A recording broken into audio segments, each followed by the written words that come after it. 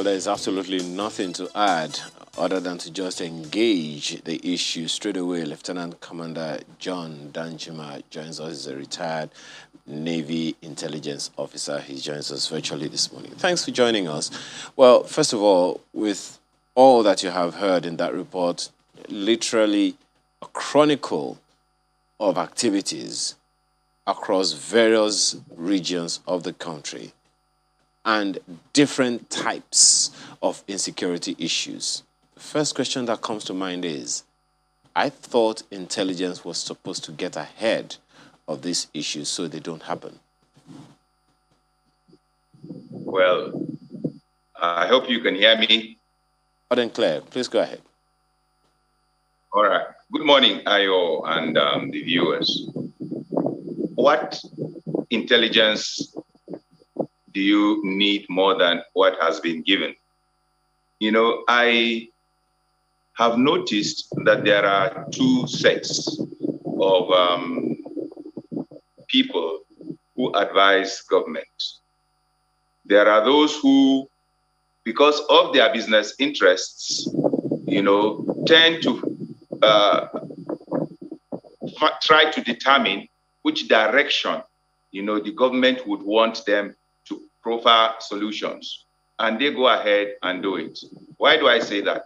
I remember since 1999, one group of security and intelligence personnel has been saying that there has been in history no federation that doesn't have at least two, but ideally three levels of policing.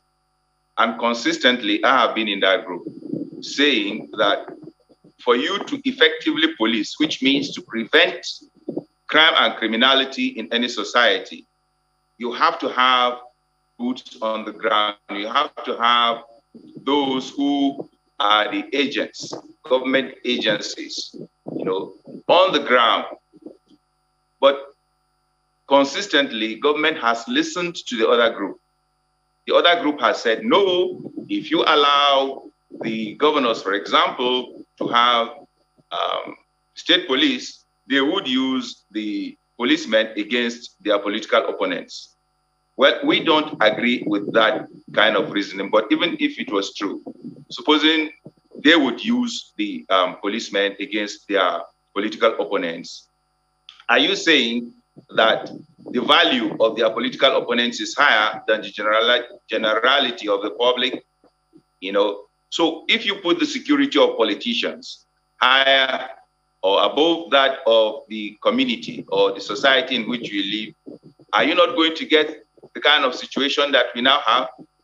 And surprisingly, I don't know why sometimes we need to bring out the video clips of people, people highly respected in the security and intelligence field that were in the past saying that state police, is an anomaly. State police cannot hold in Nigeria for this and that. But suddenly, now that they have seen that the politicians are open and that the politicians have been forced by the reality on the ground anyway, they are now changing their story and saying that, oh, it's okay to have state police. So I believe that consistently there has been intelligence, there has been the right values, that the right kind of advice given to the people in government. But the people in government only tend to listen to those whose professionalism is to find out, which direction are the people in government likely to listen to, and they follow suit.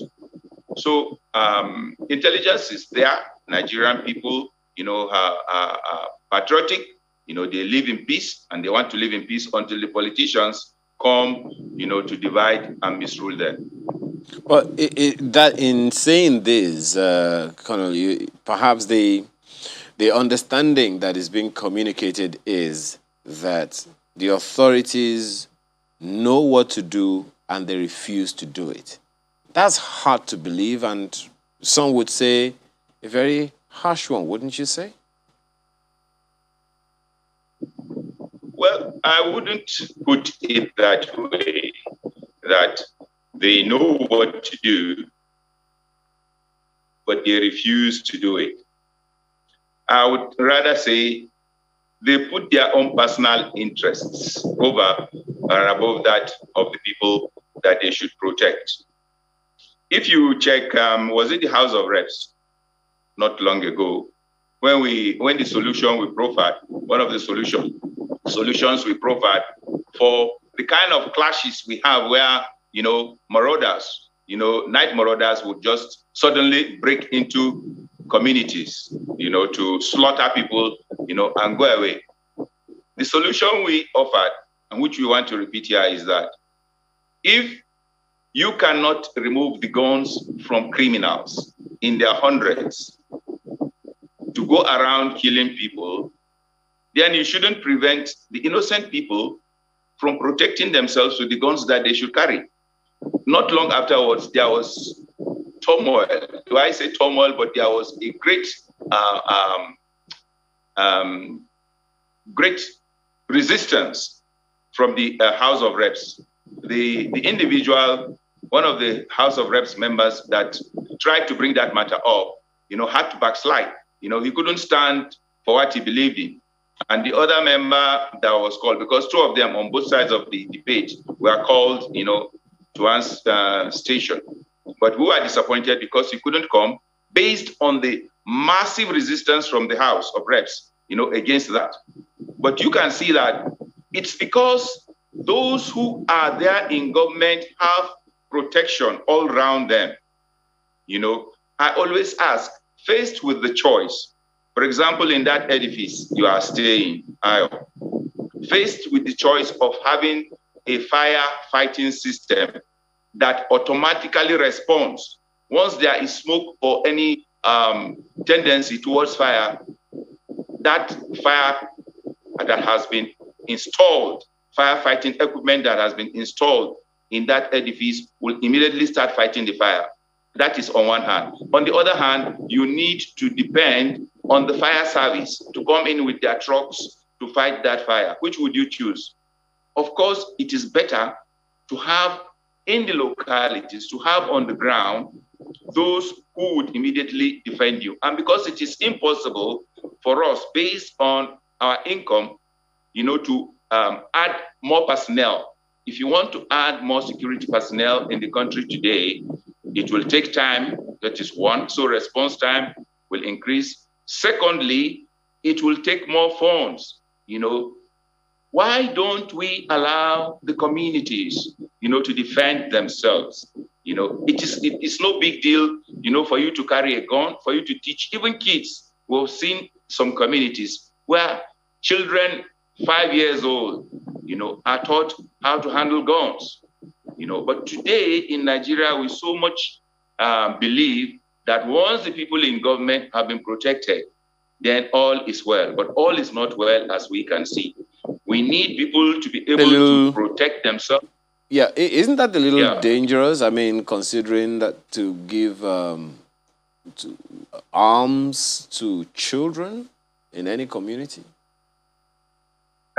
You just misunderstand me. The point I am making is this, that communities that giving guns to people to protect themselves is not a negative thing. It's not something that is dangerous, because there are communities, violent communities, where you see children, even the ability to operate a gun, is you don't need to be very intelligent. That's just what I want to say, to be able to operate a gun. One wonders if that wasn't the reason for all those community interventions that the state governments initiated, the Amotekons of this world, the Ebubeagos of this world, the Hizbas of this world. Do you think, is that in any way saying that those haven't been effective, or maybe the operationalizing them has been an issue? Well, if I understand your question correctly, you are saying that despite the efforts, by establishing the Amotekons and the Hizba or the other kinds of interventions, yes, we still have what we have. Yes. If that is what you mean, then that is not exactly what we are proposing. There is no use reinventing the wheel. We already have many variants of a federal structure. And we even have the ideal, or the one closest to the ideal, the American system, which has worked very well, for its people. Today, if you go into the United States, you carry a gun, either as an individual or a group of individuals, and you set out, to slaughter people the way it's done in Nigeria. In all likelihood, you are not going back home. You're either going to the great beyond, or you are ending up in the police cell. But in Nigeria, it is so common. So to go back to the state police, which I want to say, state police is completely different from the regional Amotekun and from the Hisba. We need highly trained and disciplined people, to be able to prevent crime and criminality. As you can see, there are different ways that crime and criminality shows its face. I was just talking to a relation, a few minutes ago, and he is saying that what happened in Jos yesterday can be termed, tribal and religious conflict, and that it has been on, for example, for the past 6 months, skirmishes going on, and only the police was able to step in once in a while to intervene and prevent further destruction. But yesterday it escalated to the extent that, there was mass killings, and people, are now finding it difficult even to go out in Jos City. So if you go to another place, Southeast, you see it's a different kettle of fish. Police stations like your station reeled out the different ways that crime and criminality, show themselves. But it's important for us to note that there is a direct correlation between high number of poor people, destitute. I always want to make that point that if you have half of your population destitute, and by destitute, I mean, if you go around, I was going not too long ago behind the barrack, the Ikeja cantonment, going towards Oshodi. You see that there are hundreds of people that do not have places to defecate. They defecate right there. You don't have a place to put your head on. You don't have food to eat. But even beyond all that, you don't have hope. If you have people like that and they are young and strong, if they see vehicles trapped in holdups, in go-slow, they will use those opportunities to break into the vehicles and take anything of value that they can see and eat. So you've taken on a number of things. My apologies, Commander. You've talked about. So let me just ask you, what you think should be prioritized: economy, our politics, or governance? Because it would seem like in all of the conversations you've talked around each of these issues. And if you feel it's the three of them, economy, politics, governance, in what order should we be giving priority to these things? Well, can you really separate governance with economics and politics?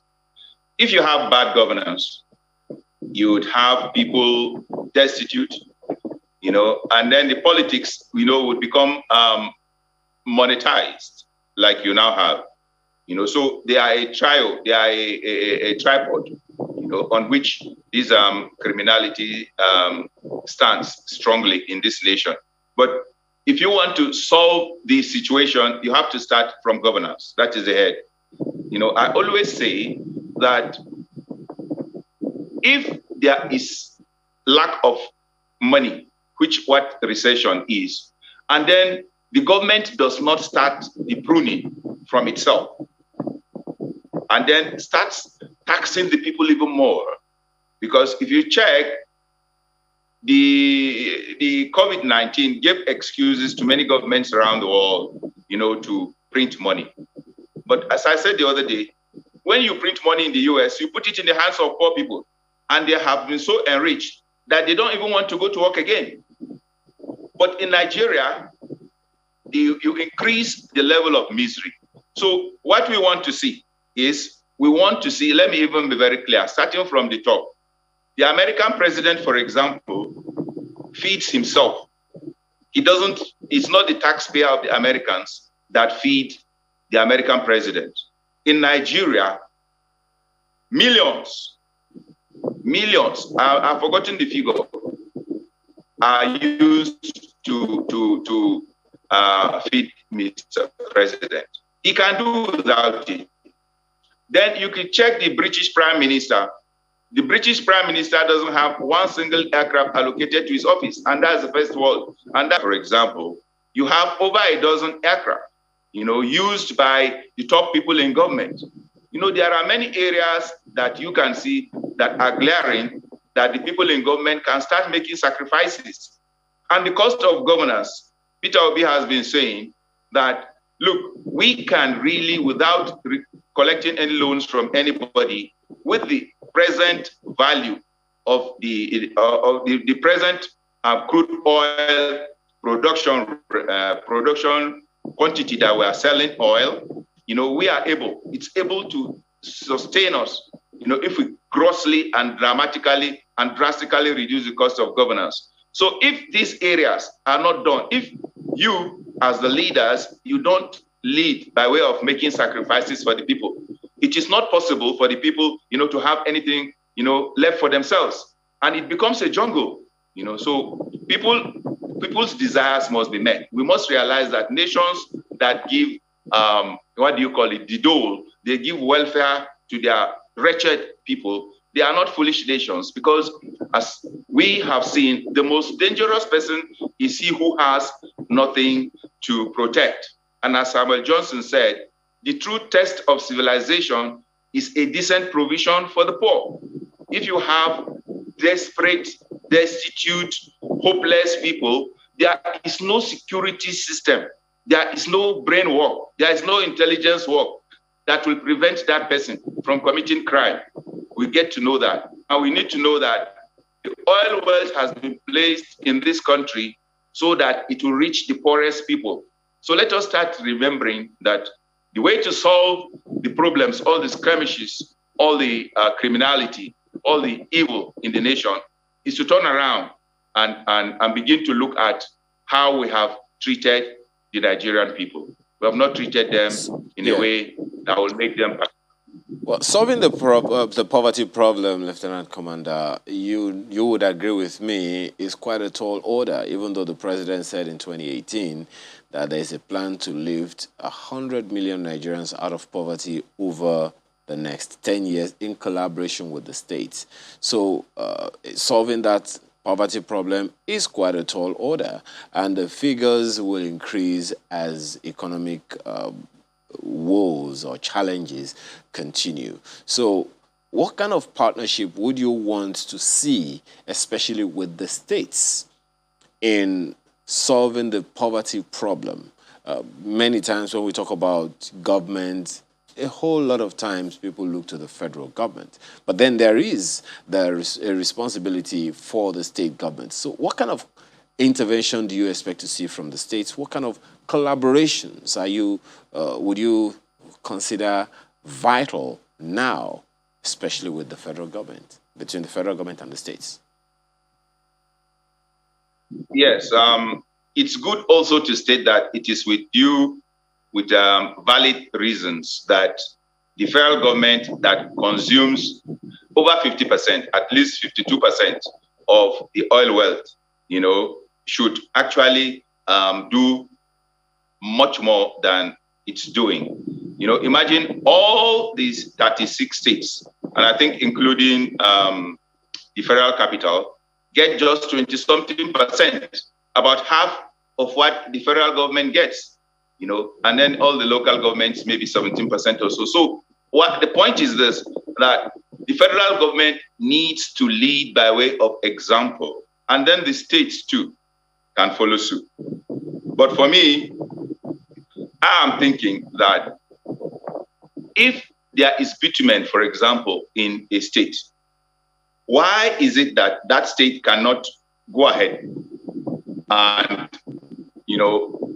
mine what is on the ground and utilize it to benefit its people? Which kind of federation are we having that you have to go to Abuja? And why should the Minister of Mines, or solid minerals have more powers over the minerals that exist in a state? So there are areas where we still believe that the federal government is too strong. They are having their hands in too many pies, and they need to shed weight. So people who are talking about the evolution of powers have a very solid point, in my view, in trying to solve the economic problems of this nation.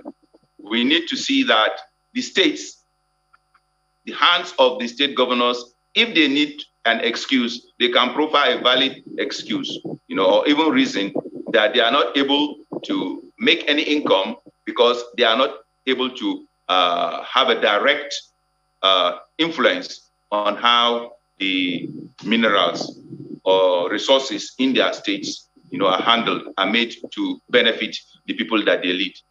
So at the end of the day, it's common for the states to not really benefit the people. The other day, I made an example of having title documents.